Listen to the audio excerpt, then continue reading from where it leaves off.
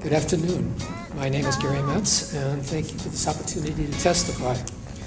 I'm a volunteer advocate for AARP Wisconsin. They have over 810,000 members in the state. Overwhelmingly, our members prefer to remain in their homes and communities as long as they are able to. Their ability to do so is often contingent on their ability to get transportation, particularly to medical care and services. Because of this, AARP Wisconsin has identified medical transportation as one of the state priorities. The success of home and community-based services relies on transportation to get people where they need to go so they're not isolated. Transportation is a quality of life issue. The brokerage system is not working in Wisconsin. Too many seniors are not getting to the rides for medical appointments that they need and are not able to navigate the maze of making reservations and filing complaints. The effect of the new brokerage model on many seniors have been marked by fear, confusion, and hopelessness. Prior to the statewide brokerage model, many seniors worked with the county and local transportation providers for their Medicaid rides. They also probably worked with many of the same people for the other rides that are needed. Now they have to call several different numbers to get rides for other appointments, such as grocery shopping and other essential personal business. Although the brokerage system is a new recent addition to the Milwaukee area, the rest of the state has been facing issues for almost a year and a half. Many of these areas are rural and have disproportionately populated with seniors and those with low incomes. Many seniors are not likely to complain. It goes against how they were raised. They are fearful they will not get future assistance or face retribution, or they just don't know how.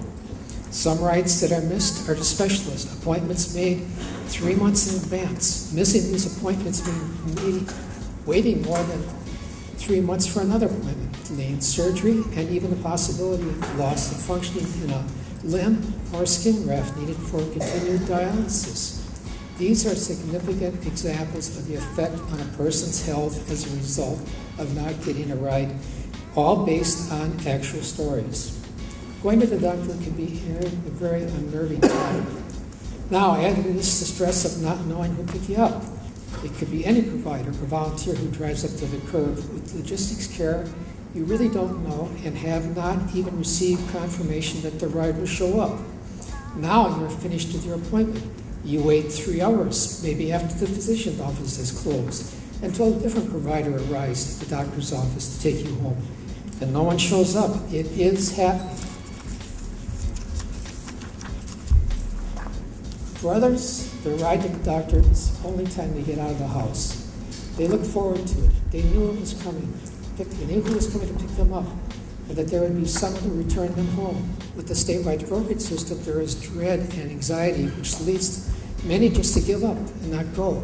Would you continue to use a system that left you stranded even once?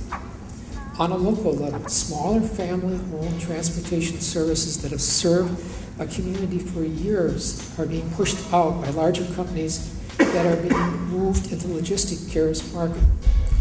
This decreases the local taxes paid by these small local companies and leaves other Medicaid companies with fewer transportation.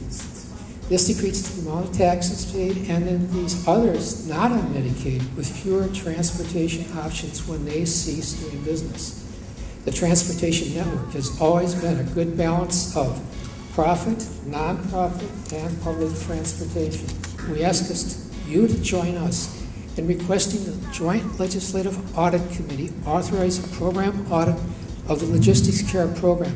People's lives depend upon this system, and the price of not evaluating the numerous complaints is too great to leave to speculation and to provider denial. Thank you for this opportunity to testify. Thank you very much. I appreciate it. Any questions? I would like to add one thing. The department on a fairly regular basis has pointed out to us this is a 3-year contract. I would point out both to the department and to the committee that contracts, when they are breached by not delivering the service, can be negated, and we can go back to a system where we bid the whole thing from the beginning. Thank you.